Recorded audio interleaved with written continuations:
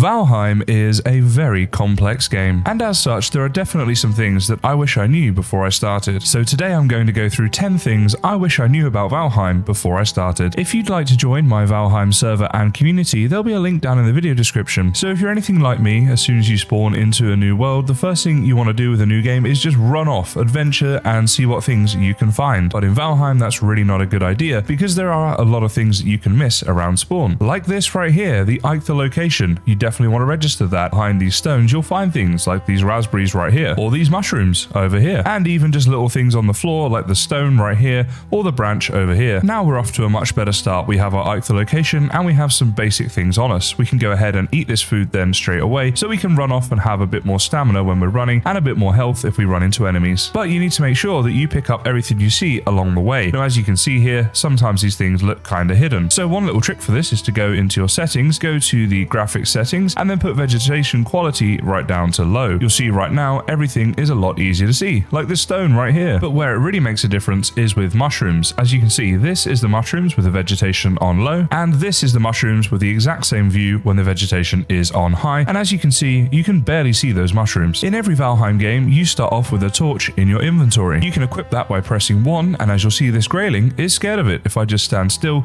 he will not attack me. The other thing you can do is actually attack the grayling with it, which will hit him, but also set him on fire, so he takes fire damage after the hit. And you can see with just one hit there, we almost killed him. Then with our next hit, we will kill him, and he will just burn to death in a wonderfully friendly way of killing a grayling. You'll then get yourself some resin, which can be used to make, as you see there, a torch. So you can make more of these in the future if you need them to prevent graylings from attacking you. Be sure to press R to put your torch on your back. This of course works for any other item as well, but it's important to do with the torch so that your torch doesn't keep burning and run out of its durability. You can then press R again to quickly equip your torch whenever you need it. Now, graylings aren't the only thing scared of fire. As you can see, you've got these boar here and they will come to attack us, but if I get my torch out, you'll see that they run away and they will not attack you. And just like the grayling, we can go ahead and hit them. So we put the torch away, we let them come close, then when they get close, we give them a good old hit with the club. And we're not really risking taking any damage from them, but we're able to kill them. Down by the water, and sometimes in the water, you'll see these things, which are called net. As you can see, they too are scared of fire. If I put my torch away, this net should come to try and attack me. But as soon as I get my torch back out, he runs away. So the torch protects you from pretty much all of the early game mobs you're likely to face. Don't just pick up everything while you're running around, but also mark when you find somewhere useful on the map. Press M to open your map. You can use the mouse wheel to scroll right into where you are, and then choose from one of these different icons over on the right. You can then double click to add the icon, and I'm going to put an M here because then I know that there's a lot of mushrooms around here. This can be useful later on when you're looking for specific resources. Now that you've been running around picking up loads of stuff, you can press tab to open your inventory. And as you can see, I've found a load of stone and wood and a few other things too. So by pressing tab on the right hand side, I can craft myself up a hammer, which is going to allow me to build a ton of other things. So with my hammer equipped, I can right click and go ahead and get into crafting down a workbench. This will allow me to build a ton of other stuff. However, a workbench on its own is no good because as you can see here, it will need a roof. So right click with your hammer again, go to the building tab, build some walls around it and a roof around it, just like this. Then at that stage, you can go up to the workbench, press E, and sometimes it will work and other times it will say station is too exposed. If this happens, look at the wind direction in the top right of your screen. So from our screen, the wind is coming in a roughly this way direction. So all I should need to do is place down another wall about like this, just snap it on there. That should block the wind and now I should be able to use my workbench. Don't forget to repair your items as it's free to do and will give them full durability once again. Another quick tip, whenever you're taking down structures, make sure to take down the structure first and then the workbench. If you take down the workbench first, it'll mean that you're not able to take down anything else, as destroying structures does require the workbench to do it, and you destroy them by middle mouse button clicking with the hammer, in case I didn't make that clear. Making a bed requires a few different things, but if you get lucky, you might find a village or even just a house on its own like this. You can then go inside this house and place down a workbench somewhere inside, then right click with your hammer, go to furniture and place down a bed somewhere inside. Once you press E, you will claim the bed and your spawn point is now set. However, you can't sleep just yet as you need a fire nearby. So the best thing to do is go outside, use your hammer on the miscellaneous section to select a campfire,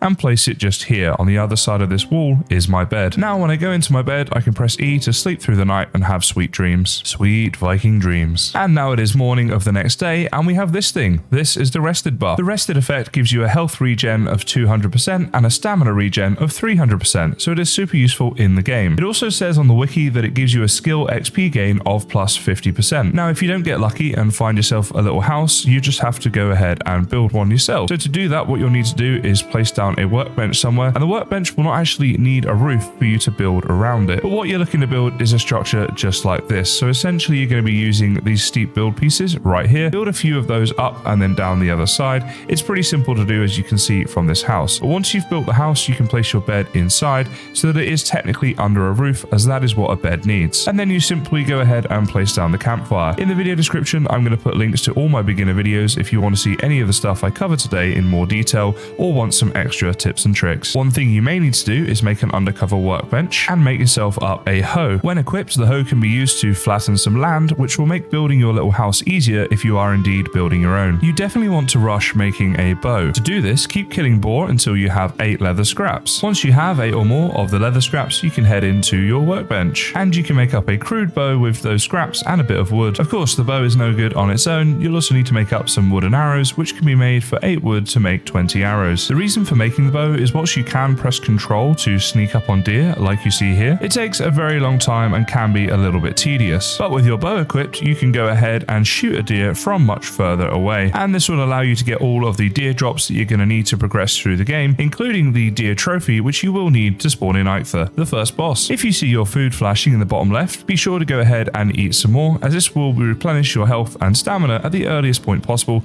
to give you, of course, more of both. It can be tempting to go ahead and explore the ocean by making yourself up a raft, but all I can say is don't do this. Not only are they super slow, but they're also very dangerous, because if you bump into one of these things, which is a sea serpent, you will definitely die. And this is terrifying. You can press tab, click on the stone axe, and then click craft to craft a stone axe. You'll notice when I'm crafting, if I left click again, it actually stops the crafting. So if you make a mistake, you can go ahead and do this. But when your stone axe is made, you can go ahead and chop down these big trees here to give yourself a lot more wood. Be careful though, because when a tree's falling, it can indeed kill you, and this happened to me many times. When you do die, and you will die, you can go ahead and press M and open up the map, and you'll see this little skull and bones thing right here. This is your death point, so then you can use the mini-map to orientate yourself towards it and go and find your stuff. Ah, my mighty foe. So you get one of these things, which is a little grave. Let me try and push this log away. There we go, now we can see this better. It was in the tree, but you get one of these things, a little grave, and you can press E to open it, and it will just put all your items back in your inventory exactly where they were. At this point, the grave does disappear. The damage that trees do when they fall isn't all bad news. When you chop down trees that are near each other, they will damage the other trees around them, allowing you to get more wood with less chopping. If you do enough of that around trees like these right here, which at this stage of the game will tell me is too hard to hit, then you can actually use the other trees you can knock down to bang into this tree right here and get more wood. This has been covered in other videos and many other times, so I just wanted to give it a quick mention. Every Viking gets tempted to go for a swim in the wonderful oceans you find in Valheim, but be careful, because you do start taking damage pretty quickly early game,